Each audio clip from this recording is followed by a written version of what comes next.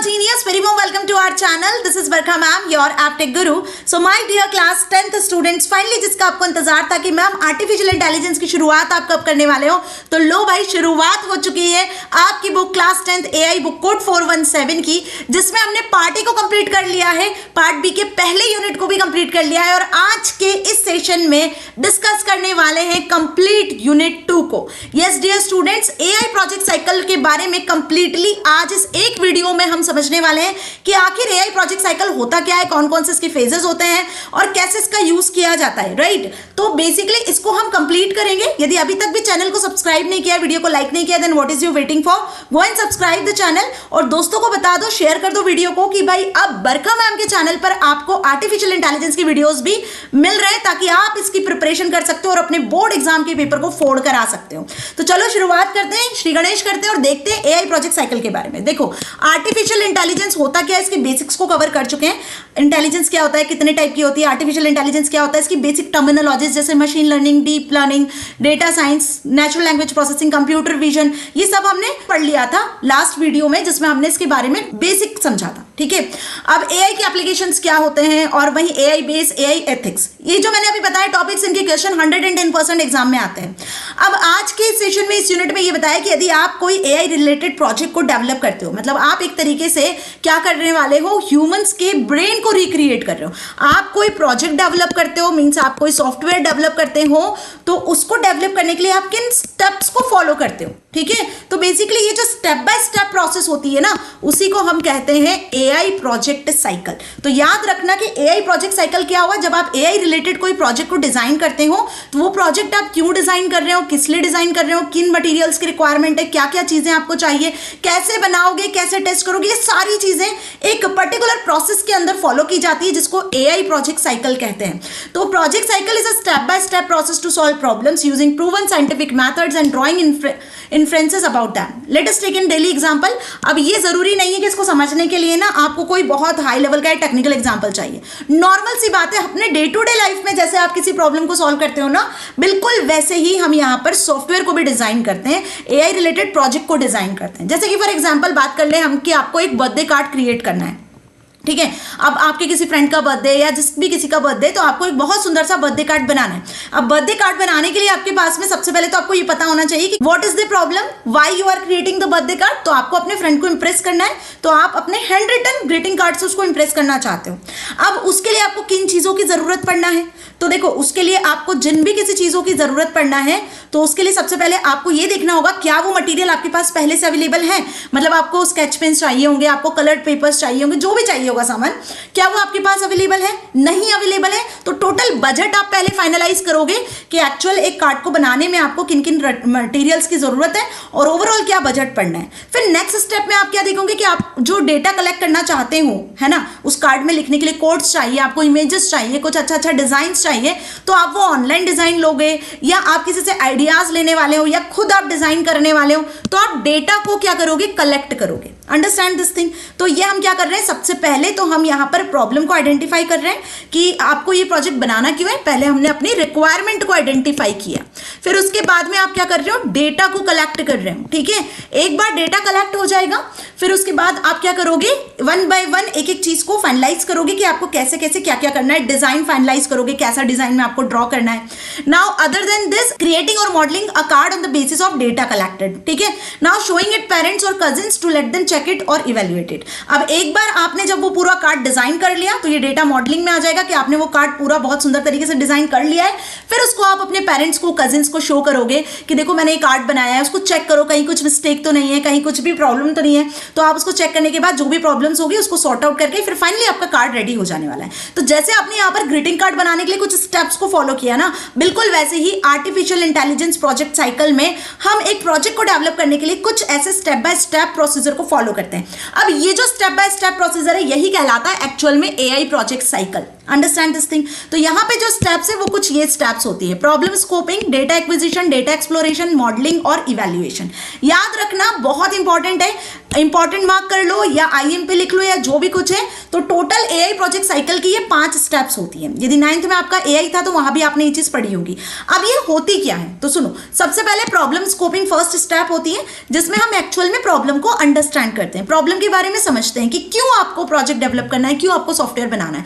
Second is data acquisition. अब software आपको क्यों बनाना है तो पता चल गया, प्रॉब्लम क्या है वो भी पता चल गई। उसके अकॉर्डिंग अब आप डेटा को कलेक्ट करना शुरू करते हो, क्योंकि आपको कहीं ना कहीं डेटा चाहिए होगा। कोई भी मशीन, कोई भी सॉफ्टवेयर तभी क्रिएट होता है जब उसके पास में डेटा दिया जाता है। डेटा के बेसिस पर ही आप क्या करते हो, सॉफ्टवेयर को डेवलप करते हो ना। तो यहां पे आपको डेटा को कलेक्ट करना होगा। आफ्टर कलेक्टिंग द डेटा, उस डेटा को हम अरेंज करेंगे, प्रॉपरली डिजाइन करेंगे।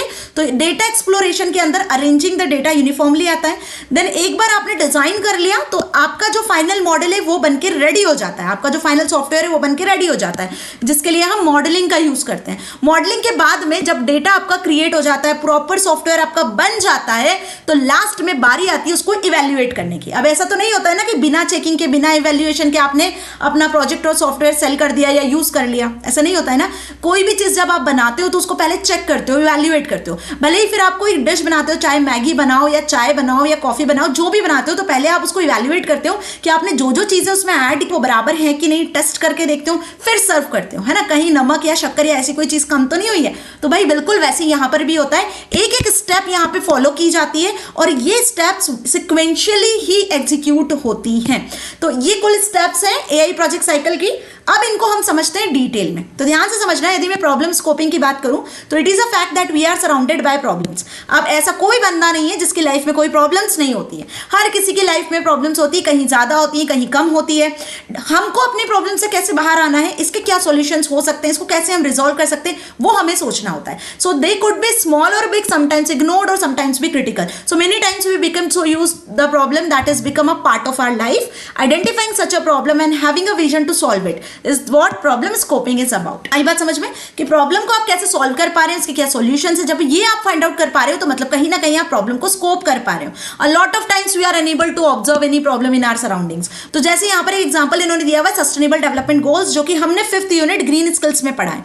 तो ग्रीन स्किल्स में हमने सस्टेनेबल डेवलपमेंट गोल्स के बारे में पढ़ा था कि यूनाइटेड नेशन में जो बेसिकली एक कॉन्फ्रेंस हुआ था, उस कॉन्फ्रेंस में ये बताया गया था कि इन्वायरमेंट को कैसे सेफ सिक्योर रखा जा सकता है और आने वाले टाइम में जो नेचुरल रिसोर्सेज मिल रहे हैं उनको आप कैसे बचा के रखते हो without compromising the present needs. ठीक है, ताकि जो फ्यूचर जनरेशन आ रही है वो भी इनका यूज कर सके। और कहीं ना कहीं ये जो पोल्यूशन है और ये जो डे बाय डे जो डिग्रेडेशन हो रहा है एनवायरनमेंट का, वो हम बचा सके। तो इसके लिए यूनाइटेड नेशन में बात रखी गई थी, इसके लिए एक रिपोर्ट जारी किया गया था, इसके लिए कुछ गोल्स बनाए थे। तो टोटल 17 गोल्स को डिफाइन किया गया था। अल्टीमेटली ये किस लिए डिफाइन किए गए, यहां भी एक मेजर प्रॉब्लम को देखा गया था। और वो प्रॉब्लम क्या थी, ऑब्वियस सी बात है कि जो हमारा नेचुरल एनवायरनमेंट है वो धीरे धीरे डिप्लीट हो रहा है, खत्म हो रहा है, डिग्रेड होता चला जा रहा है। ठीक है, तो ये मेजर प्रॉब्लम है क्योंकि कहीं ना कहीं हम एनवायरनमेंट पे डिपेंड करते हैं। तो इस प्रॉब्लम को ध्यान में रखकर एक एजेंडा डिसाइड किया गया कि नेचुरल रिसोर्सेज को रिजॉल्व करके रखना है, फ्यूचर जनरेशन के लिए बचा के रखना है। जो हो सकता है, जो बन पड़ सकता है, इसके लिए हम करेंगे। ये हमने हमारा गोल डिसाइड किया हुआ है। टोटल 193 कंट्रीज ने यहाँ पार्टिसिपेट किया था। अब ये जितनी भी लाइंस मैंने बताई ना, सब बहुत इंपॉर्टेंट है। ये आपसे ग्रीन स्किल्स वाले चैप्टर में भी पूछी जाती है, यहाँ भी पूछी जाती है। So it is also known as global goals. इसको हम क्या कहते हैं, ग्लोबल गोल्स के नाम से भी जानते हैं। इसकी शुरुआत 2015 में की गई थी और 2030 तक अब हमें यहाँ पर ये काम करना है। तो अब इसमें कौन कौन से सस्टेनेबल डेवलपमेंट गोल्स के बारे में बात की गई थी, no poverty, zero hunger, good health and wealth, quality education, gender inequality, clean water sanitation, affordable and clean energy and so on. Total 17 goals मैंने यहाँ लिखे हुए और ये सब हमने पढ़े हैं कहाँ पर, लास्ट यूनिट ग्रीन स्किल्स में। अब यहाँ पे प्रॉब्लम स्कोपिंग का क्या मतलब है, तो देखो problem scoping refers to an understanding a problem. Problem को समझना, उसके फैक्टर्स को फाइंड आउट करना, कैसे इस प्रॉब्लम को आप सॉल्व कर सकते हो, किस लेवल तक ये प्रॉब्लम अफेक्ट कर रही है और इसके लिए इस पर्टिकुलर प्रॉब्लम को सॉल्व करने के लिए आपने क्या गोल, क्या एम बनाया हुआ है। This is called problem scoping, कि हमने प्रॉब्लम को आइडेंटिफाई किया और अब हम उसको स्कोप कर रहे हैं कि हम इतने टाइम तक इसको सॉल्व कर पाएंगे। तो यहाँ पर देखो sustainable development goal 17 goals define कर दिए और 2030 तक हमें अचीव करना है। तो इस प्रॉब्लम को कब आइडेंटिफाई किया गया था? 2015 में। 2015 में प्रॉपर्ली रिपोर्ट रेडी कर दी गई थी और उसमें बताया गया है कि 2030 तक हमें अचीव करना है इन गोल्स को कैसे भी। तो प्रॉब्लम को हमने स्कोप किया। अब इसके लिए हम डे बाय डे अलग अलग तरीके से प्रयास कर रहे हैं कि ये सारी चीजें हो सके। अल्टीमेटली काफी हद तक हमने हमारे नेचर को, एनवायरमेंट को सेव कर लिया है ना। चलो, अब एक्चुअल में देखा जाए तो प्रॉब्लम स्कोपिंग को कैसे कर सकते हो आप, तो इसके लिए 4 W's होते हैं and this is again very important. ये आपके एग्जाम पॉइंट ऑफ व्यू से बहुत इंपॉर्टेंट है। 4 W's मतलब क्या? 4 W's का मतलब होता है कि किसी भी प्रॉब्लम को आप 4 तरीके से स्कोप कर सकते हो, 4 तरीके से बता सकते हो। तो 4 W's of problem scoping are who, what, where and why. याद रखना, ये क्वेश्चन एमसीक्यूज में आता है कि 4 W's होते क्या है। तो 1 is who, second is what, where and why. यहां पे कोई भी व्हेन या व्हाटएवर ऐसा कुछ नहीं है। ये एमसीक्यूज में आपसे पूछते हैं which is not in 4 W's। तो व्हेन नहीं होता, व्हेनेवर नहीं होता है, विच नहीं होता है। अंडरस्टैंड? होते कौन कौन से हैं? तो who, what, where and why. ये चीज आपको ध्यान रखनी है, ठीक है। So this 4 W's help in identifying and understanding the problem. ये 4 W's हेल्प करते हैं कि आप किसी प्रॉब्लम को एक एफिशिएंट मैनर में, बेटर वे में समझ सकते हो। Okay, so who, what, where and why, this all are 4 W's। इसको नोट कर लो, इसको टिक कर लो। इसके बिना पेपर नहीं बनता है, पेपर में क्वेश्चन आता ही आता है। अब ये कैसे करना है? तो देखो, हु का मतलब क्या होता है? Who part help us in comprehending and categorising who all are affected directly and indirectly with the problem. Problem से कौन ऐसे पर्सन है जो डायरेक्टली और इनडायरेक्टली अफेक्ट हो रहे हैं, जिन्हें हम क्या कहते हैं यहाँ पे? Stakeholders. तो ये भी आपसे एमसीक्यूज में पूछा जाता है या फिलिप्स में पूछा जाता है। हु मतलब वो सारे स्टेक होल्डर्स जो उस प्रॉब्लम से अफेक्टेड है, जिसके लिए हमें इन प्रॉब्लम्स को सॉल्व करना है, हमें वो प्रोजेक्ट डेवलप करना है, ठीक है। Second is what. अब व्हाट का मतलब क्या होता है? What part help us to understanding and identifying the nature of problem and under this block you also gather evidence to prove that the problem you have selected exist. तो what part help करता है कि आप यहाँ पे problem को understand कर रहे हो, उस नेचर समझ रहे हो कि क्या प्रॉब्लम है, कैसे आप इसको सॉर्ट आउट कर सकते हो। इवन इसके लिए आप एविडेंस को कलेक्ट करते हो और साथ ही ये सिलेक्ट करते हो कि अब इस प्रॉब्लम को सॉल्व कैसे करना है। ओके, इतना समझ में आया।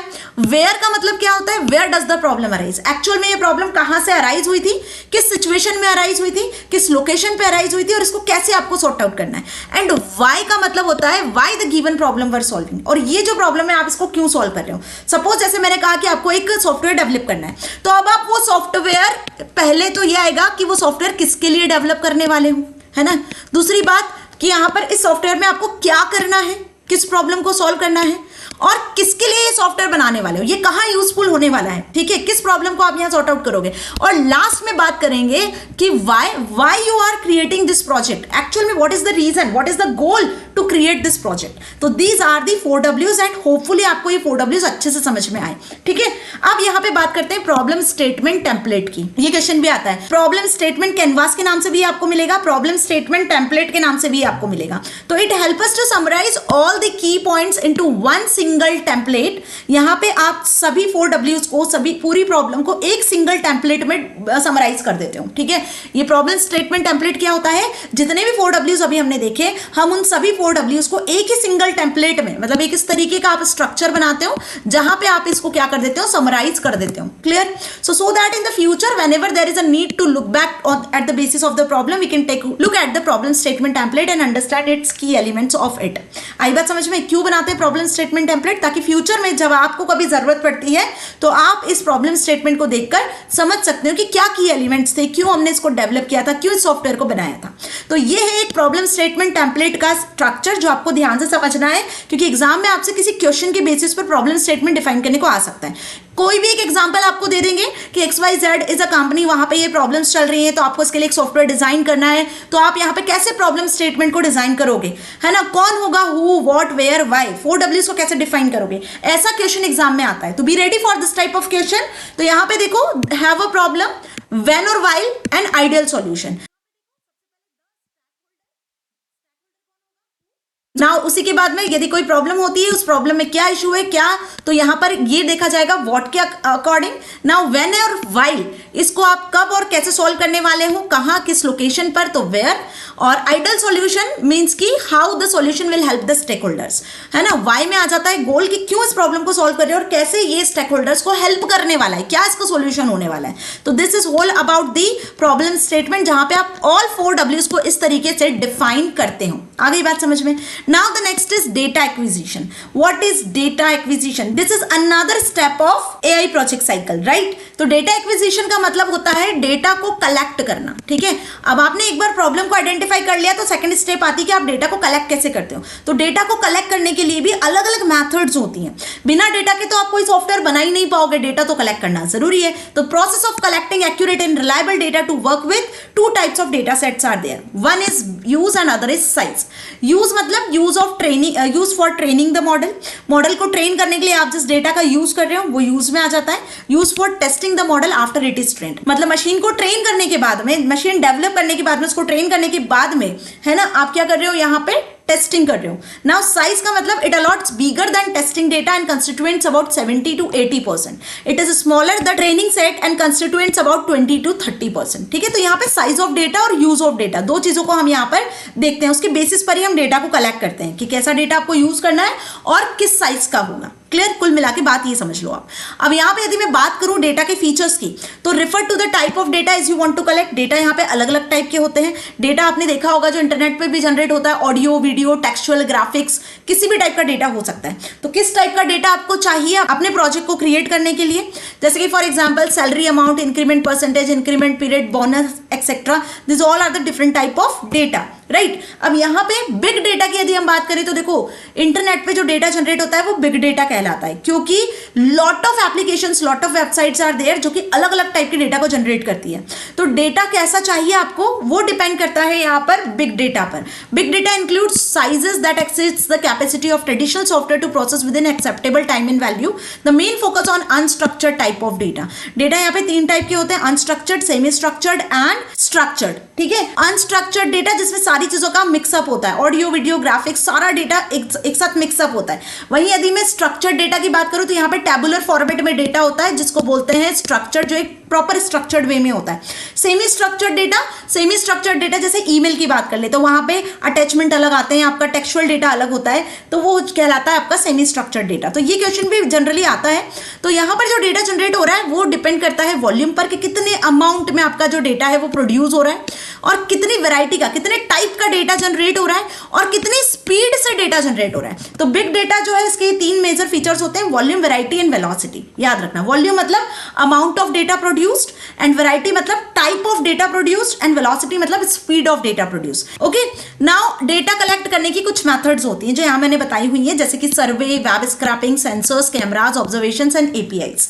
This all are the methods to collect the data. Okay, अब यदि मैं बात करूं वेब स्क्रैपिंग की, तो web scraping means collecting data from web. Internet से जब आप क्या करते हो, डेटा को कलेक्ट करते हो, तो ये वेब स्क्रैपिंग कहलाता है. इसमें बेसिकली आप जब वेबसाइट्स को स्क्रॉल कर रहे होते हो, किसी वेबसाइट से कोई डेटा को अपने सिस्टम में डाउनलोड कर रहे होते हो, तो ये बेसिकली वेब स्क्रैपिंग कहलाता है. जनरली हम ये काम करते हैं, जैसे कि we use it for monitoring prices, news etcetera. आपका कोई बिजनेस है और बिजनेस में आप क्या कर रहे हो, अलग अलग कंपनीज के प्राइस को देख रहे हो, अलग अलग कंपनीज के प्रोडक्ट्स के प्राइस को देख रहे हो, या न्यूज जो है उनसे रिलेटेड उसको देख रहे हो, तो आप क्या कर रहे हो, यहाँ पे वेब स्क्रैपिंग कर रहे हो. तो web scrapping using beautiful soap in Python. Beautiful soap in Python means what, कि यहाँ पे पाइथन की मदद से आप वेब को स्क्रॉप कर पाते हो. क्लियर? तो वेब स्क्रैपिंग से हम डेटा को कलेक्ट करते हैं. वहीं यदि मैं सेंसर्स की बात करूं तो सेंसर्स के थ्रू भी डेटा कलेक्ट होता है. अब डिफरेंट टाइप के सेंसर्स होते हैं. ड्रोन में आप देखते हो आजकल सेंसर्स का यूज किया जाता है, कैमरास का यूज किया जाता है डेटा को कलेक्ट करने के लिए. ठीक है, टेम्परेचर सेंसर्स होता है, ह्यूमिडिटी सेंसर्स होते हैं, प्रॉक्सिमेट्री सेंसर होते हैं, लाइट सेंसर होता है, मेटल सेंसर होता है, कलर सेंसर होता है. आपके मोबाइल फोन में फिंगरप्रिंट सेंसर होता है, आपका फेस लॉक जो डिटेक्ट कर लेता है वो फेस लॉक सेंसर होते हैं. तो ऐसे बहुत सारे डिफरेंट टाइप के सेंसर्स होते हैं जिससे डेटा को कलेक्ट किया जा सकता है. तो ये भी एक बहुत इंपॉर्टेंट रोल प्ले करते हैं आजकल आर्टिफिशियल इंटेलिजेंस में, बिकॉज ये आईओटी का एक इंपॉर्टेंट पार्ट है. आई बात समझ में? आईओटी मतलब internet of things. Internet of things में यदि बात करें तो वहां सेंसर्स के बिना कोई डिवाइस नहीं बनता है. Clear? Sensors collect the physical data and detect the changes. Physical data collect करता है और उसमें चेंजेस करता है, उसके बाद आप इसको यूज कर सकते हो अपने मॉडल में भी.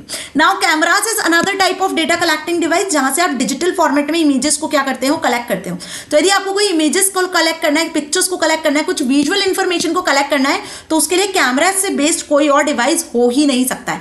ठीक है, तो यहाँ से आप रॉ डेटा कैप्चर करते हो, बाकी इसको फिर आप सिस्टम में ले जाकर फाइनलाइज कर सकते हो, एडिट कर सकते हो, राइट। तो cameras plays an important role to capture videos और इमेजेस, राइट। नाउ बात कर ले अब हम एपीआईज की। तो एपीआईज क्या होते हैं? Application programming interface. जैसे इसके नाम से समझ में आ रहा है, इसका फुल फॉर्म भी एग्जाम में आता है, एप्लीकेशन प्रोग्रामिंग इंटरफेस। जब आप किसी एप्लीकेशन को यूज कर रहे होते हो तो वो एप्लीकेशन सर्वर के साथ में भी कनेक्ट होती है, ऑब्वियस सी बात है। तो भाई आप कैसे उस एप्लीकेशन पे काम कर पा रहे हो, वो आपको एक ऐसा इंटरफेस प्रोवाइड कर रहा है जिससे आप उस एप्लीकेशन को यूज कर पा रहे हो, डेटा को कलेक्ट कर पा रहे हो। तो इसी को एप्लीकेशन प्रोग्रामिंग इंटरफेस कहते हैं। हर एक एप्लीकेशन का अपना एपीआई होता है, अपना इंटरफेस होता है, जिससे वो यूजर को फैसिलिटी देता है कि आप उस एप्लीकेशन पे काम कर सकते हो। तो API messenger which takes request and tell system about request, give the response. Okay, जैसे ट्विटर एपीआई हो गया, गूगल सर्च एपीआई हो गया, this all are the applications of APIs. Clear?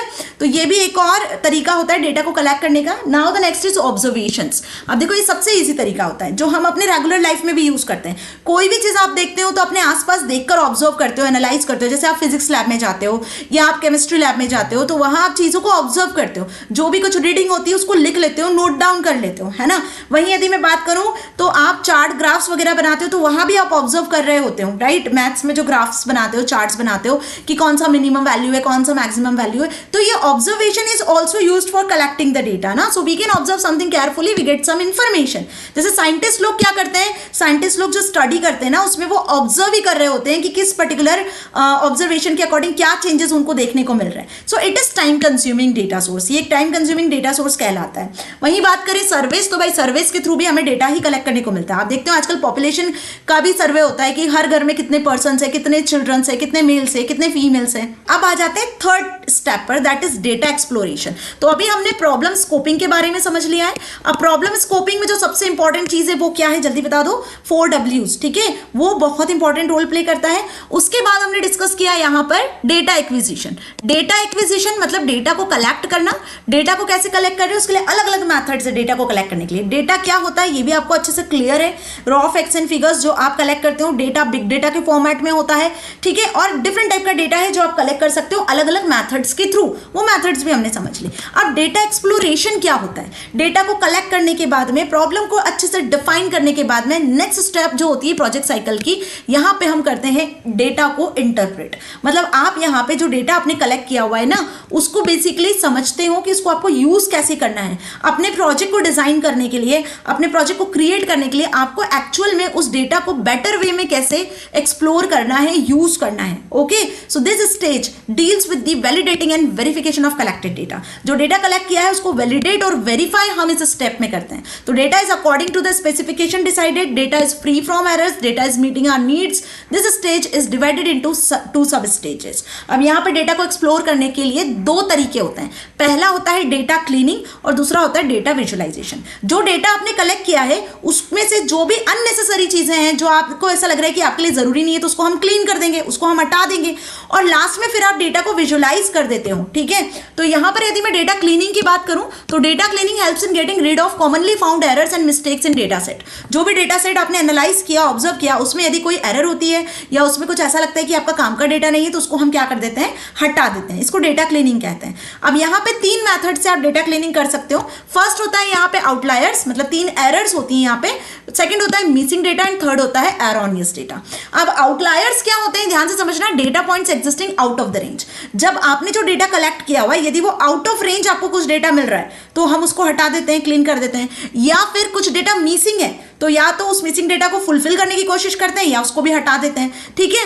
Now incorrect data points, आपके जो data set है उसमें आपको कुछ ऐसी इंफॉर्मेशन मिल रही है जो इनकरेक्ट है ना, तो उसको भी हम सॉल्व करने की कोशिश करते हैं। तो अब यहाँ पे यदि मैं आउटलायर्स की बात करूं तो यहाँ देखो इस ग्राफ से आपको समझ में आएगा, ये आपका डेटा कलेक्ट हुआ है और यहाँ पर ये जो डेटा है ये बेसिकली आपका आउटलायर है जो इससे बाहर जा रहा है, ठीक है। तो ये बेसिकली क्या कहलाएगा, आपका आउटलायर्स कहलाएगा, जिसको हमें यहाँ से क्लीन करना होगा। So outlier is something that behaves differently from combination और कलेक्शन ऑफ डेटा। डेटा के कलेक्शन से जो अलग होता है, जो डिफरेंट होता है, वो आउटलायर्स कहलाता है, जो एक्सप्लोरेशन में हम उसको क्लीन करते हैं। Next missing data. Missing data means what, जो भी डेटा आपने कलेक्ट किया, यदि यहाँ पर कुछ डेटा मिसिंग हो रहा है, सपोज आपने कोई पॉपुलेशन का सर्वे लिया है, ठीक है। अब उस सर्वे में आपने कोई एक सोसाइटी का सर्वे किया, दूसरी सोसाइटी में आपने 10 ऐसे हाउसेस है जहां से सर्वे लेना भूल गए, तो उस 10 हाउसेस का जो डेटा होगा वो मिसिंग होगा। अंडरस्टैंड। तो missing data is also there, मतलब यहां पर नैन वैल्यूज आप असाइन कर देते हो, ठीक है, जो कि वैल्यूज नॉट अवेलेबल होती हैं। क्लियर। तो they are the missing values in data set we can handle them in 2 ways, 2 तरीके से हम इनको हैंडल कर सकते हैं, बाय एलिमिनेटिंग द रोज, या तो उस नॉट अवेलेबल वैल्यूज को एलिमिनेट कर दो, या फिर आप उसकी जगह पर जो बेस्ट पॉसिबल वैल्यूज रख सकते हो, रिप्लेस करके रख सकते हो, वो कर दो। तो यहां पर इस सर्वे में जो डेटा वैल्यूज मिसिंग है, या तो इसको हम हटा दें यहां से, या फिर इसकी जगह पर हम नई वैल्यूज को अपडेट कर दें, उसको रिप्लेस कर दें, जो भी पॉसिबल वैल्यूज हो सकती है। Now third is erroneous data. अब एरोनियस डेटा क्या होता है? It is the data which is test data that falls outside of what is acceptable should be rejected by the system. मतलब सिस्टम के through जो डेटा रिजेक्ट कर दिया जाता है वो एरोनियस डेटा होता है। जैसे आप यहाँ पे देखो स्टूडेंट नेम और उनकी क्लास लिखी हुई है। अब यहाँ पे बकायदा आप देख रहे हो कि स्टूडेंट नेम लिखे हुए हैं, और यहाँ पे बकायदा आप देख रहे हो कि एक पैटर्न में क्लासेस भी लिखी हुई है, लेकिन ये कुछ ऐसा डेटा लिखा है जो कि एक्सेप्ट नहीं होगा। क्यों नहीं होगा? क्योंकि 57 कोई क्लास होती है क्या? नहीं होती है। तो यहाँ पे जो भी डेटा सेट में आपको वैल्यूज दिख रही है वो सभी एक्सेप्टेबल वैल्यूज है एक्सेप्ट दिस। तो ये कहलाता है आपका एरोनियस डेटा, जो कि अनएक्सेप्टेबल होता है। इसके लिए फिर अगेन आपको या तो इसको चेंज करो या फिर आप इसको रिमूव कर सकते हो। क्लियर? चलिए, तो 3 तरीके से डेटा क्लीनिंग के बारे में हमने समझा, आउटलायर्स, एरोनियस और एक और मिसिंग डेटा। अब वही बात करें डेटा विजुअलाइजेशन की, तो आप डेटा को कैसे एक्सप्लोर कर सकते हो। जो डेटा आपने कलेक्ट किया है, जो डेटा आप अरेंज कर चुके हैं, क्योंकि डेटा एक्सप्लोरेशन में बेसिकली हम डेटा को अरेंज ही करते हैं। तो डेटा को अरेंज करने के बाद में आप डेटा को विजुअलाइज कर रहे होते हो। तो विजुअलाइज करने के लिए हमें अलग अलग मैथड्स का यूज करना होता है। जैसे मैथ्स में आपने पढ़ा होगा चार्ट्स, ग्राफ्स का आप यूज करते हो, बिल्कुल वही चीजें हैं। So we want to quickly get a sense of trends, relationship and patterns contained within the data. It helps us define strategy for which model to use at a later stage. Visual representation is easier to understand and communicate to others. Obvious सी बात है, कुछ चीजें जब लिखी रहेंगी वो ज्यादा अच्छे से समझ में आएगी, या वो चीजें आपको पिक्टोरियल फॉर्मेट में होगी तो ज्यादा अच्छे से समझ में आएगी। हमारा जो ह्यूमन ब्रेन है ना, वो क्या करता है, इस तरीके की जो चीजें होती है उसको ज्यादा जल्दी प्रोसेस करता है, एक्सेप्ट कि वो चीजें जब टेक्सचुअल फॉर्मेट में होती है। तो इस तरीके से ग्राफ चार्ट्स के फॉर्मेट में हम क्या करते हैं, डेटा को विजुअलाइज कर सकते हैं। राइट? तो यहाँ पे देखो सबसे पहला जो तरीका दिया हुआ है वो है एरिया ग्राफ। अब ये एरिया ग्राफ होता क्या है? जो भी आपके पास में डेटा वैल्यूज आपने कलेक्ट की है, इस तरीके से आप एक ग्राफ बनाते हो जिसमें आप कुछ पॉइंट्स को डिसाइड कर देते हो, और ये पॉइंट्स को डिफाइन करने के बाद आप इसको ज्वाइन करके यहाँ पे इसको किसी कलर से फिल कर देते हो। So that area will be used to show your data. ये जो एरिया है वो आपके एक्चुअल डेटा को शो कर रहा होता है। तो यही एरिया कहलाता है एरिया ग्राफ, जो कि 2 ग्राफ से मिलकर बना होता है। कौन कौन से 2 ग्राफ? लाइन ग्राफ और स्कैटर ग्राफ। ठीक है, याद रखना। यहाँ पे आप पॉइंट्स भी डिफाइन करते हो, उन पॉइंट्स को कनेक्ट कर देते हो तो वो लाइन ग्राफ से कनेक्ट हो जाते हैं, और उसके बाद में क्या कर देते हो, आप उसको फिल कर देते हो किसी भी टेक्सचर से, किसी भी पैटर्न से। तो बेसिकली वो कहलाता है आपका area graph. It is used to displaying development of quantitative values over the interval और टाइम पीरियड। क्लियर हुआ? Now bar chart is another way of data visualisation. अब बार चार्ट में क्या होता है, इस तरीके से आप बार्स के फॉर्मेट में, मतलब इस तरीके से आप हॉरिजॉन्टल बार्स के फॉर्मेट में डेटा को शो करते हो। जैसे फॉर एग्जांपल कि आपकी क्लास में जो स्टूडेंट्स हैं उनकी हाइट का आपको चार्ट बनाना है, तो आपने यहाँ पे एक बार चार्ट बना दिया कि सपोज 0 से 20 तक के जो स्टूडेंट्स हैं उनकी हाइट इतनी है, 20 से 40 के जो स्टूडेंट्स हैं उनकी हाइट इतनी है। तो आप यहाँ पे बार्स के फॉर्मेट में क्या कर रहे हो, डेटा को डिफाइन कर पा रहे हो। तो the classic bar chart uses either horizontal और वर्टिकल बार्स। यहाँ पे आप ये बार्स इस तरीके से भी डिफाइन कर सकते हो, इस तरीके से भी बना सकते हो। तो जो वर्टिकल होते हैं इसे कॉलम चार्ट कहते हैं, और जो हॉरिजॉन्टल होते हैं इसको बार चार्ट कहते हैं। ठीक है, आई बात समझ में? अब ये जो बार चार्ट है वो डिफाइन करता है, वो विजुअलाइज करता है आपके डेटा को, जिससे आप उसको इजिली एनालाइज कर पाते हो। राइट? बात समझ में आ गई? तो ये उसी के बारे में यहाँ पे हमने लिखा हुआ है, और इजिली इसको डिस्टिंग्विश कर सकते हो। तो again same here, the histogram is there. तो कॉलम चार्ट से मिलकर बनता है histogram. Histogram is used to visualise the distribution of data over a continuous interval. देखो कॉलम चार्ट में कंटीन्यूअस इंटरवल नहीं होते हैं, लेकिन हिस्टोग्राम में कंटीन्यूअस इंटरवल होते हैं। मतलब कुछ इस तरीके से आप हिस्टोग्राम क्रिएट करते हो, ठीक है, जो कंटीन्यूअस इंटरवल के लिए बनाया जाता है। जैसे 0 से 10, 10 से 20, 20 से 30, 30 से 40। आई बात समझ में? ये आपने मैथ्स में किया होगा, 9th में भी बनाया होगा ग्राफ चार्ट, 8th में भी बनाया होगा, यहाँ भी हम देख रहे हैं 10th में भी आपने स्टैटिस्टिक्स वाले यूनिट में मैथ्स में बनाया ही होगा। राइट? तो histogram helps to give an estimate as where are values concentrated, what extremes are and whether there are any gaps और अनविजुअल वैल्यूज। कहाँ पे आपका जो ग्राफ है वो एक्सट्रीम जा रहा है, कहाँ पे आपका ग्राफ है जो मिनिमल हो रहा है, ठीक है, क्या वैल्यूज हैं, किस तरीके से आपका फ्लो हो रहा है डेटा का, वो सब यहाँ पे शो हो जाता है। क्लियर? नेक्स्ट होता है लाइन ग्राफ। तो लाइन ग्राफ कुछ इस तरीके से होता है जो एरिया चार्ट के साथ में मिलकर बनता है, बताया मैंने आपको। यहाँ कुछ पॉइंट्स होते हैं जिनको आप ज्वाइन कर देते हो तो ये लाइन ग्राफ में कन्वर्ट हो जाता है। This is again very important. ये जनरली देखने को मिलता है, कॉमन टाइप का ग्राफ होता है। It is most frequently used to show trends and analyse the data changed over a time. Okay, so typically यहाँ पे वही एक एक्स एक्सिस होती है, एक वाई एक्सिस होती है, जिसके अकॉर्डिंग आप डेटा वैल्यूज को शो करते हो। Next is scatter chart. Scatter chart में क्या होता है, हम सिर्फ और सिर्फ पॉइंट्स के बेसिस पर डिफाइन करते हैं, और ये पॉइंट्स जो होते हैं स्कैटर्ड होते हैं। जैसे सपोज मैंने इस तरीके से पॉइंट्स को ज्वाइन कर दिया तो लाइन चार्ट बन गया। इसके पहले जब मैंने ज्वाइन नहीं किया था तो वो क्या था, एक स्कैटर चार्ट था। तो scatter plots used to a collection of points, यहाँ पे कुछ पॉइंट्स होते हैं जिनके बेसिस पे हम क्या करते हैं, डेटा वैल्यूज को शो करते हैं, वही एक्स और वाई एक्सिस के according. Clear. Last is pie chart.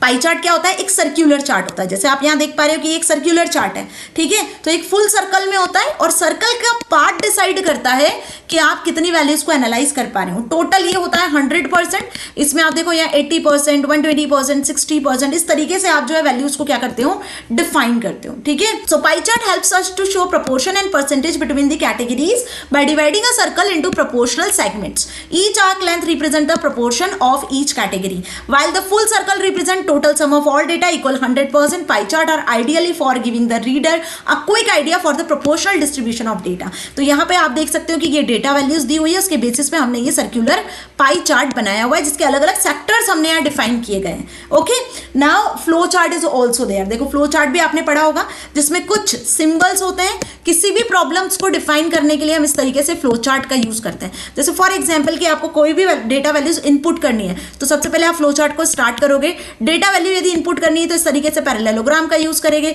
कुछ डिसीजन लेना है तो आप यहाँ से इस तरीके से ग्राफ बनाओगे। तो ऐसे एक फ्लो चार्ट यहाँ पे बनके क्रिएट होता है। तो फ्लो चार्ट के बेसिस पर भी हम क्या करते हैं, फ्लो चार्ट के बेसिस पर भी हम डेटा वैल्यूज को डिफाइन करते हैं, डेटा वैल्यूज को एक्सप्लोर कर रहे होते हैं। तो flow chart is useful to explaining how a complex और अब्स्ट्रैक्ट प्रोसीजर सिस्टम कॉन्सेप्ट और algorithm work. It can also help in planning and developing a process and improving the existing one. Clear? So these all are the methods. ये 7 तरीके से हम क्या कर सकते हैं, डेटा को एक्सप्लोर कर सकते हैं, शो कर सकते हैं. Now come to the data modeling. अब देखो डेटा मॉडलिंग का क्या मतलब होता है. This is the 4th stage of AI project cycle. यहाँ पे बेसिकली हम जो भी प्रोजेक्ट या जो सॉफ्टवेयर डेवलप करने वाले हैं ना, उसको डिजाइन करते हैं प्रॉपर्ली. फाइनली अब यहाँ पर हम उसकी डिजाइनिंग को कंप्लीट करते हैं और कंप्लीट करने के बाद में इसको फिर एनालाइज करते हैं. राइट? आई बात समझ में अच्छे से. So this is the 4th stage of AI project cycle. In previous stage graphical representation makes the data understandable. Previous stage में डेटा एक्सप्लोरेशन में हमने उसको ग्राफिकली रिप्रेजेंट किया था.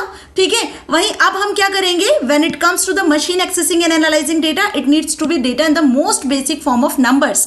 मतलब डेटा को जब आप डिजाइन कर रहे हो प्रॉपरली, एक बार आपने उसका जो है रिप्रेजेंटेशन देख लिया है, तो उसके बाद में अब आप उसको मशीन अंडरस्टैंडेबल फॉर्मेट में कन्वर्ट करने की कोशिश कर रहे होते हो. तो एक्चुअल में जो कोडिंग वाला पार्ट आता है ना किसी भी सॉफ्टवेयर को डिजाइन करने के लिए, तो वो कोडिंग वाला पार्ट यही आता है. ठीक है, और डिजाइनिंग वाला जो पार्ट आता है जहां पे आप फ्लो चार्ट वगैरह बनाते हो, ग्राफ चार्ट्स वगैरह बनाते हो, वो आ जाता है आपका कहां पर, डेटा एक्सप्लोरेशन में. ओके, तो ये चीज अच्छे से समझ में आ गई. The ability to mathematically describe the relationship between parameters is the heart of every AI model. Clear? तो यहाँ पे एआई मॉडल्स में, डेटा मॉडलिंग में 2 तरीके से आप डेटा को मॉडल कर सकते हो. One is rule based and other is learning based. ये कुछ अप्रोचेस हैं. डेटा मॉडलिंग की 2 अप्रोचेस हैं, बहुत इंपॉर्टेंट है, अच्छे से समझ लेना. Rule based approach and learning based approach. Learning based approach again divided into 2 parts, deep learning and machine learning. तो डीप लर्निंग और मशीन लर्निंग हमने पढ़ लिया था, और अब आपको ये चीज क्लियर हो रही होगी कि ये कितना इंपॉर्टेंट पार्ट है जो कि आपके एग्जाम में आता ही आता है, कितना इंपॉर्टेंट रोल प्ले करता है. क्लियर? तो याद रखना, रूल बेस्ड अप्रोच और लर्निंग बेस्ड अप्रोच अपने आप में इंपॉर्टेंट है. ये 2 डेटा मॉडलिंग के तरीके होते हैं.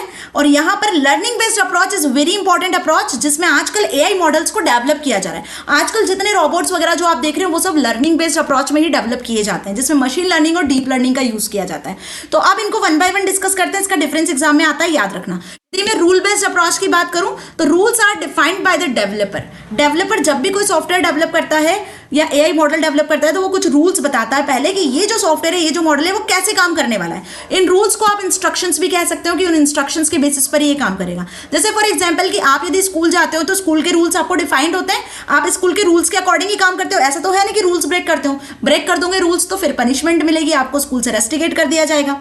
तो वही चीज यहाँ भी फॉलो होती है, वो अप्रोच जिसमें कुछ रूल्स और इंस्ट्रक्शंस पहले से डिफाइन होते हैं, डेवलपर उन रूल्स के बेसिस पर ही जो है एआई मॉडल रेडी करता है, तो वो कहलाते हैं आपके रूल बेस्ड अप्रोच. ठीक है, ये स्टैटिक मॉडल होते हैं, मतलब एक बार आपने रूल्स बना दिए, एक बार आपने मॉडल डिफाइन कर दिया, वो उन्हीं रूल्स के बेसिस पे काम करेगा. फिर आपको यदि उनको बदलना है तो आपको पूरा अप्रोच दोबारा से क्रिएट करना होगा, पूरा मॉडल दोबारा से क्रिएट करना होगा. सो इसलिए हम इससे कहते हैं क्या, स्टैटिक मॉडल. याद रखना. ठीक है, तो यहाँ पे जो भी डेटा वैल्यूज है आप एक बार रूल बेस्ड अप्रोच के थ्रू पर्टिकुलर मशीन को ट्रेन कर देते हैं और उसके अकॉर्डिंग आपको आंसर करने लगता है.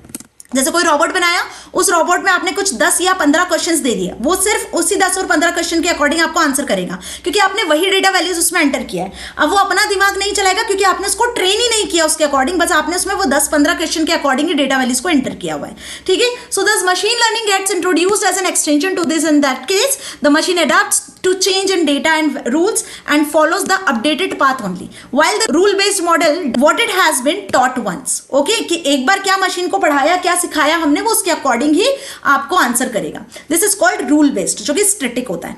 अब यदि मैं बात करूं लर्निंग बेस्ड अप्रोच की, तो लर्निंग बेस्ड अप्रोच क्या है, डिफरेंट है रूल बेस्ड अप्रोच से। यहाँ पे जो AI मॉडलिंग होती है ना, मशीन यहाँ पे खुद से सीखने की कोशिश करती है। मीन्स व्हाट, कि यहाँ आपने जो भी इनपुट वैल्यूज दिए, जैसे कि फॉर एग्जाम्पल मैंने बताया यहाँ पर कि मशीन को ये स्क्वायर है, ये सर्कल है, ये रेक्टेंगल है और ये ट्राइंगल है। ठीक है, इस तरीके से मैंने मशीन को बताया।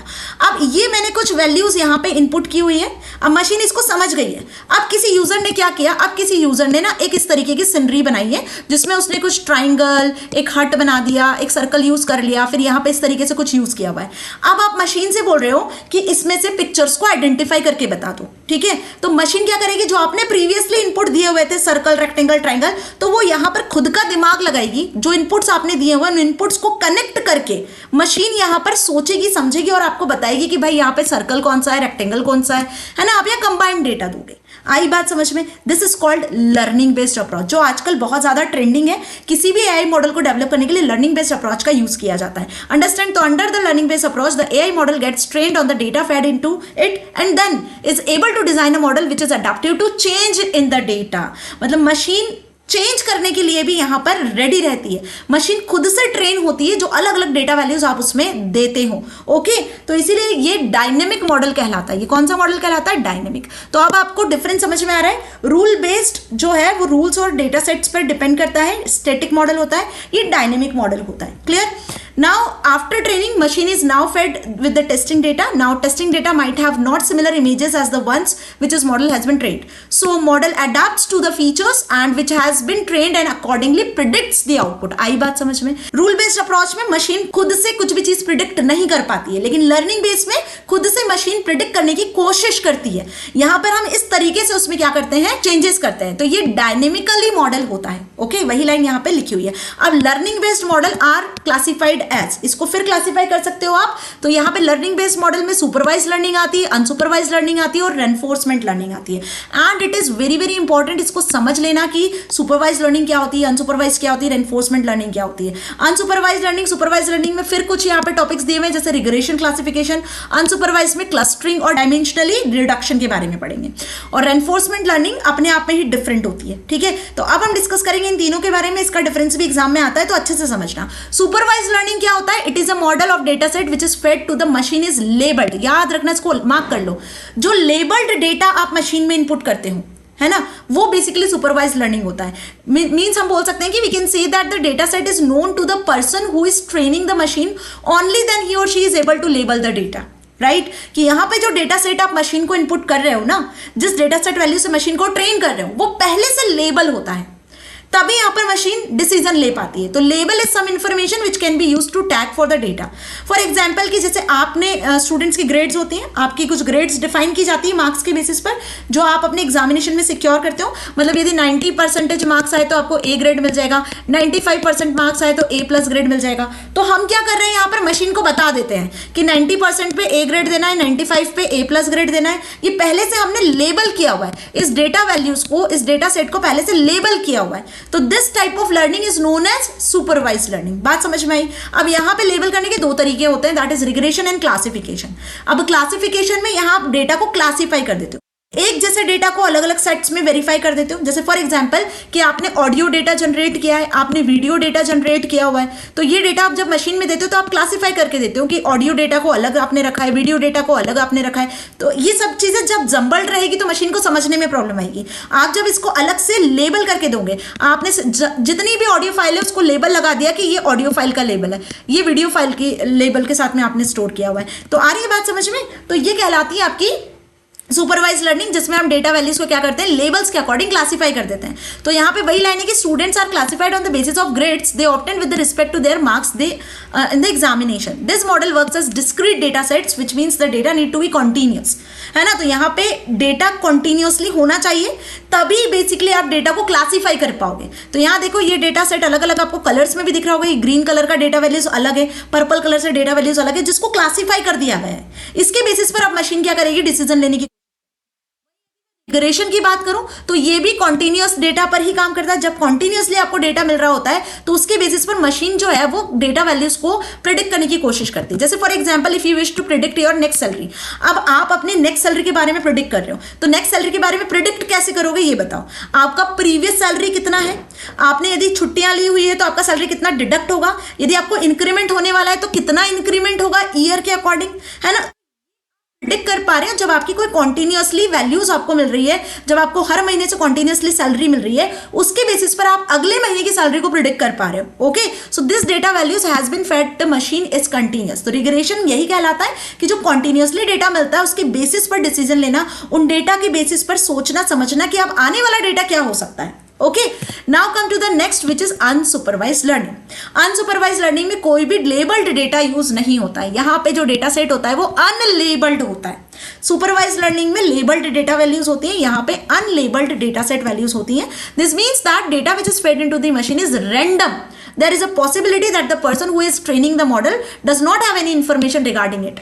जो भी वैल्यूज आप दे रहे हो मशीन में, उसकी कोई इंफॉर्मेशन मशीन को पहले से नहीं है, आप बस रेंडमली उसमें डेटा वैल्यूज को दे रहे हो, ठीक है। So unsupervised model are used to identify relationship patterns and trends out of the data which is fed into it. It helps the user in understanding what data is about and what are the major features identified by the machine in it. Okay, for example से समझो तो ज्यादा अच्छे से clear होगा. You have random data of 1000 dogs images. अब आपने क्या किया, मशीन में 1000 डॉग्स की इमेजेस को एंटर किया है. 1000 डॉग्स की इमेजेस को ध्यान रखना, ध्यान से सुनना. 1000 डॉग्स की इमेजेस को एंटर कर दिया. Now what you wish to understand some pattern out of it. अब आप चाहते हो कि मशीन इनमें से कुछ पैटर्न को फाइंड आउट करके दे. You would feed this data into the unsupervised learning model.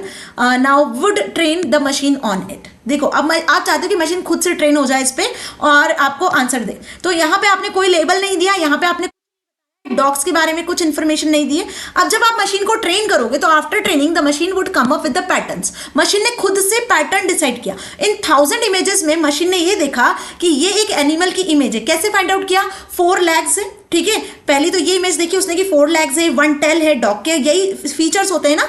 Colour के बेसिस पे उसने फाइंड आउट किया कि व्हाइट कलर के डॉग्स हो सकते हैं, ठीक है, ब्राउन कलर के डॉग्स हो सकते हैं, ब्लैक कलर के डॉग्स हो सकते हैं. तो मशीन ने इसके बेसिस पर, इस डेटा के बेसिस पर मशीन खुद से क्या कर रही है, अब अपने आप को ट्रेन करने की कोशिश कर रही है.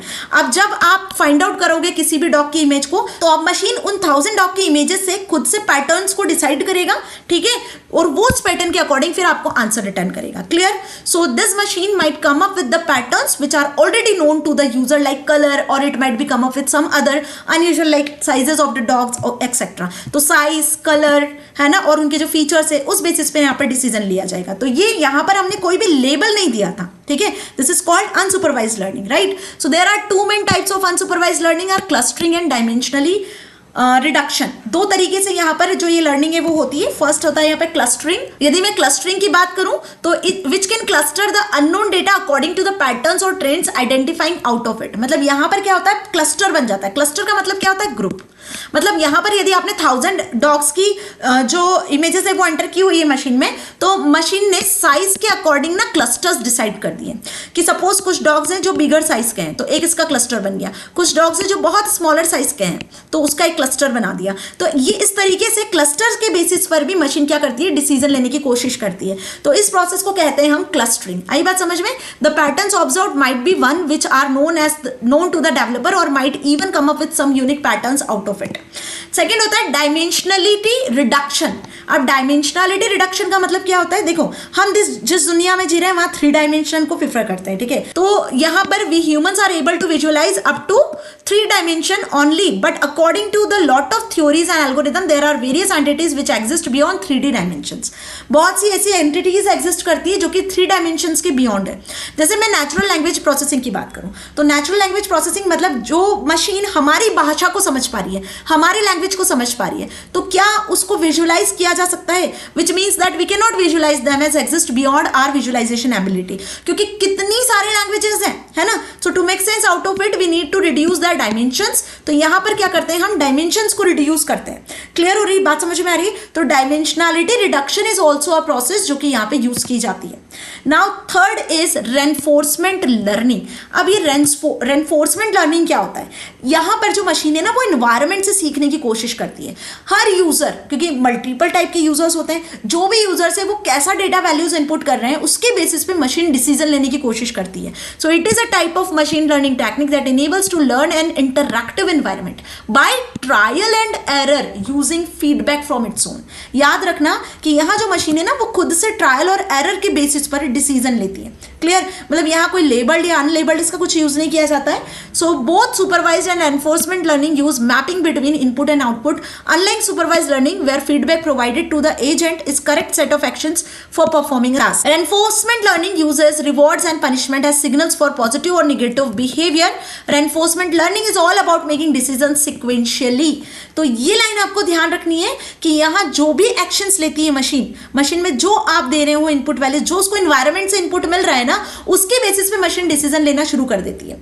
तो अब यहाँ पे तीनों के बीच में मैंने डिफरेंस लिखा हुआ है क्योंकि ये क्वेश्चन एग्जाम में आता ही आता है. तो सुपरवाइज लर्निंग क्या होता है, when labelled data is available for prediction. Unsupervise learning क्या होता है, when unlabelled data is used for prediction. और यदि रेनफोर्समेंट लर्निंग की बात करें तो यहाँ पे डायनेमिक इन्वायरमेंट के थ्रू जब मशीन को डिसीजन लेना होता है, जो भी आप डायनेमिक वैल्यूज में इनपुट कर रहे हो, तो वो रेनफोर्समेंट लर्निंग होता है. इनके एग्जांपल भी लिए हुए हैं. देखो, सुपरवाइज लर्निंग में आ जाता है आपका spam filtering, stock price forecasting, मतलब वो जो ईमेल में जो स्पैम नाम का फोल्डर होता है वहां पे आप जो फिल्टर अप्लाई करते हो वो सुपरवाइज लर्निंग का ही होता है. ठीक है, जहां पे ग्रुप्स बन जाते हैं, क्लासीफाई कर सकते हो आप, है ना, कि आपकी सोशल मीडिया के जो ईमेल्स है वो अलग होते हैं, पहले क्लासिफिकेशन हो जाता है. नेक्स्ट, जितने भी फिल्टर्स आप अप्लाई कर रहे हो वो इसमें आ जाते हैं. अब यदि मैं अनसुपरवाइज की बात करूं तो कस्टमर सेगमेंटेशन, है ना, और वहीं बात करें एनोमली डिटेक्शन, जो भी प्रॉब्लम है उसको डिटेक्ट करना, कस्टमर के सेगमेंटेशन से रिलेटेड जो प्रॉब्लम्स हैं अनसुपरवाइज लर्निंग में आते हैं. यदि अब हम रेनफोर्समेंट लर्निंग की बात करें तो आजकल जितने भी एआई बेस्ड मॉडल्स डेवलप हो रहे हैं, जैसे सोफिया की बात कर लूं मैं, जो रोबोटिक्स में ह्यूमनॉइड रोबोट सबसे ज्यादा फेमस है.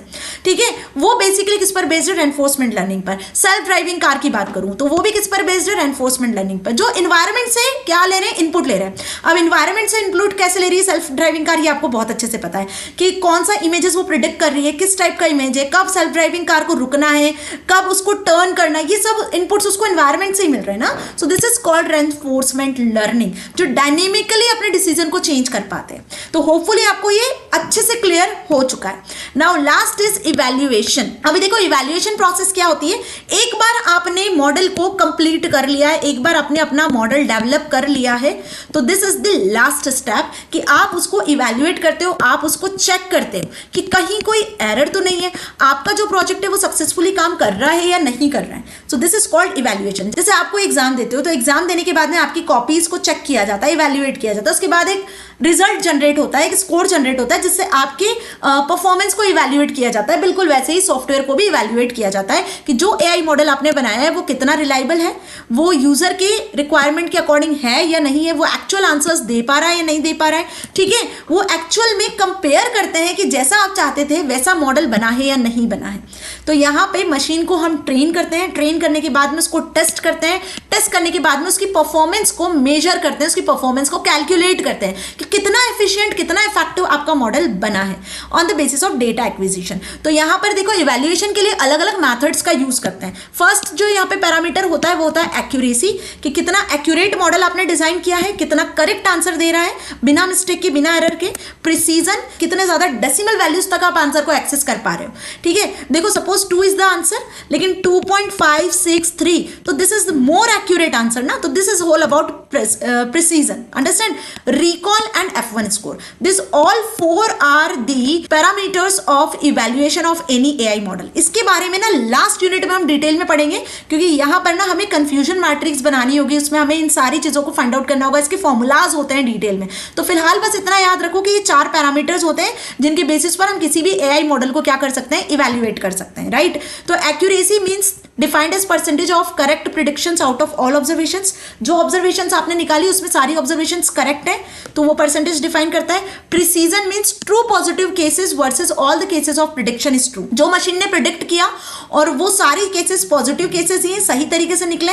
रिकॉल का मतलब होता है positive cases that are correctly identified, उसका जो फ्रैक्शन आ रहा है वो सही आ रहा है। F1 score is number between 0 and 1, मतलब जो आंसर आपका निकल रहा है ना प्रिसीजन का, रिकॉल का, वो 0 से 1 के बीच में होना चाहिए डिवाइड करने के बाद में, प्रिसीजन एंड रिकॉल का। तो ये हार्मोनिक मीन होता है प्रिसीजन और रिकॉल का F1 स्कोर। तो ये सारे फॉर्मूलेज को हम लास्ट यूनिट में कवर करेंगे। फिलहाल आप बस इतना समझो कि 4 पैरामीटर्स होते हैं AI मॉडल को इवेल्युएट करने के। लास्ट यूनिट में आपको इसके बारे में बहुत अच्छे से क्लियर हो जाएगा, क्योंकि इनके अपने फॉर्मूलाज हैं। एक कंफ्यूजन मैट्रिक्स है जहां पे 4 वैल्यूज लेते हैं, true positive, false positive, true negative, false negative. उसके बेसिस पे हम अज्यूम कर करके चलते हैं और एक फाइनल प्रिडिक्शन तक, फाइनल वैल्यू तक पहुंचते हैं। Now come to the next topic of this unit which is neural network. It is again very very important topic, और ये लास्ट टॉपिक है जो हम इस यूनिट में अब डिस्कस करेंगे। देखो वीडियो जरूर थोड़ा लेंथी हुआ है, लेकिन एक एक चीज जो है वो आपको अच्छे से समझ में आनी चाहिए, ताकि एग्जाम में कोई क्वेश्चन आए तो अटेम्प्ट करके आ सकते हो। न्यूरल नेटवर्क क्या होता है? न्यूरल नेटवर्क बेसिकली, यदि मैं न्यूरल वर्ड की बात करूं तो आप समझ सकते हो न्यूरल मतलब जो हमारे ब्रेन में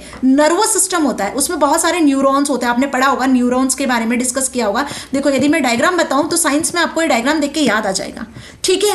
अब ये जो बीच में यहाँ जो न्यूक्लियस होता है, एक्सॉन होते हैं, डेंड्राइट्स होते हैं, ये हमारे लिए इंपॉर्टेंट होते हैं, क्योंकि कहीं ना कहीं हमारा जो ब्रेन है वो किसी भी एक्शन को कैसे रिकॉग्नाइज करता है ना, आपको कैसे बताता है कि ये चीजें सही है या ये चीजें गलत है। बेसिकली आपने ये साइंस में पढ़ा होगा। तो हम मशीन में भी तो क्या कर रहे हैं, मशीन में भी तो एक तरीके से हम ब्रेन ही डेवलप कर रहे हैं ना। तो एक नेटवर्क यहाँ पे फॉर्म करते हैं जिसे न्यूरल नेटवर्क कहा जाता है, ठीक है? It is essentially a system of organising machine learning algorithms to perform certain task. किसी भी टास्क को जब मशीन परफॉर्म कर रही होती है तो बेसिकली वो किस एल्गोरिदम से सीख रही है चीजों को, क्या हमने डेटा वैल्यूज, क्या हमने कोड किया जिसके बेसिस पे वो प्रॉब्लम्स को सॉल्व कर पा रही है एकदम फास्ट और एफिशिएंट मैनर में, आपको जो है वो करेक्ट आंसर दे पा रही है। ये बेसिकली न्यूरल नेटवर्क में अब हम डिस्कस करेंगे, ठीक है? तो यहाँ पे जो डेटा आपने दिया उस डेटा साइज होता है, और मशीन का जो परफॉर्मेंस है वो यहाँ पर आता है। इस तरीके से 4 टाइप्स में आप देखते हो कि लार्ज न्यूरल नेटवर्क होता है, मीडियम न्यूरल नेटवर्क होता है, स्मॉल न्यूरल नेटवर्क होता है, और ट्रेडिशनल मशीन लर्निंग एल्गोरिदम पर बेस्ड न्यूरल नेटवर्क होता है। So this is representation how neural network work. It is divided into multiple layers, each layer is further divided into several blocks called nodes. याद रखना, neural network कुछ layers में divide होता है और हर एक लेयर में कुछ ब्लॉक्स होते हैं जिनको नोड्स कहते हैं। ये एग्जाम में क्वेश्चन आता है, इसलिए ध्यान रखना, ठीक है? कि न्यूरल नेटवर्क की कुछ लेयर्स होती हैं, जैसे कि पहले आप डेटा वैल्यूज को क्या करोगे, इनपुट करोगे, वो डेटा वैल्यूज फिर प्रोसेस होंगी, और प्रोसेस होने के बाद में फिर आपको आउटपुट मिलेगा। तो बस यही 3 लेयर यहां पर होती है ना? न्यूरल नेटवर्क में भी जो बेसिकली डेटा वैल्यूज को कनेक्ट किया जाता है, वो कैसे कनेक्ट किया जाता है? इनपुट्स के बेसिस पर। तो देखो यहाँ पे आपने इनपुट दिए, अब मशीन के पास जो डेटा वैल्यूज पहले से इनपुटेड है वो उनको कनेक्ट करेगा एक दूसरे से, ठीक है? जब वो वैल्यूज आपस में कनेक्ट होगी उसके बेसिस पे फिर आपको कोई आउटपुट मशीन जनरेट करके देगी। तो this is whole about neural network. जैसे सोशल नेटवर्क में हम एक दूसरे के साथ में कनेक्ट होते जाते हैं ना, आपने किसी अपने फ्रेंड को रिक्वेस्ट भेजी, उसने एक्सेप्ट करी, फिर उसके फर्दर जो कुछ फ्रेंड्स होते हैं वो सजेशंस में आने लगते हैं, आपको लगता है कि ये आपके फ्रेंड्स है तो आप उनसे भी कनेक्ट होते जाते हो। ऐसे एक सोशल नेटवर्क फॉर्म होता है। बिल्कुल वैसे ही मशीन में जो आप इनपुट्स देते हो, मशीन के पास जो पहले से इनपुट्स होते हैं, मशीन उसको कनेक्ट करने की कोशिश करती है, और जब कोई नई चीज फाइंड आउट करने को होता है तो मशीन खुद से ट्रेन होती है और उसके अकॉर्डिंग आपको सभी इनपुट्स को कनेक्ट करके एक आउटपुट जनरेट करके देती है। ओके, तो इसी को न्यूरल नेटवर्क कहते हैं। अब इसमें सबसे पहली लेयर होती है इनपुट लेयर, ठीक है? Input layer is composed of artificial input neurons and brings the initial data into the system for further processing, ठीक है? The input layer is very beginning of the work flow of artificial neural network. ANN का full form आपसे पूछा जाता है, which is artificial neural network, याद रखना, ठीक है? हिडन लेयर की यदि बात करूं तो hidden layer is the artificial neural network is a layer in which input layer and output layer where artificial neurons takes in set of weighted inputs and produce an output. Output. तो hidden layer में क्या होता है, ये वो layer होती है जो बेसिकली प्रोसेसिंग का काम कर रही होती है। अल्टीमेटली यदि मैं बात करूं तो जो इनपुट लेयर से इनपुट गया हुआ है, सपोज यहाँ यूजर ने कुछ इनपुट किया है ना, अब वो इनपुट यहाँ पे कहा जाएगा, हिडन लेयर के पास आ जाएगा। ये हिडन लेयर है। अब हिडन लेयर में जितने भी पहले से इनपुटेड है, ठीक है, वैल्यूज है, उन सभी के साथ में ये आपका जो इनपुट है वो कनेक्ट होगा और एक नेटवर्क फॉर्म हो जाएगा, और उसके बाद इससे मिलकर आपको मिलेगा एक आउटपुट। जैसे हमारे ब्रेन में क्या होता है, आपने देखा है, आप किसी भी बात को किसी से भी कनेक्ट कर लेते हो।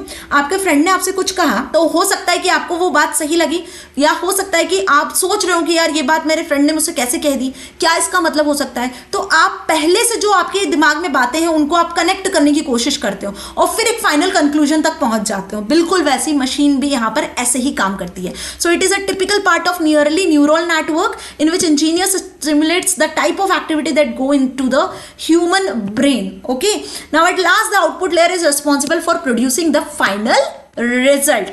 There must always be a one output layer in neural network. The output layer takes into the input which are passed in from the layer before it performs the calculation via neurons, and then the output is computed. Clear?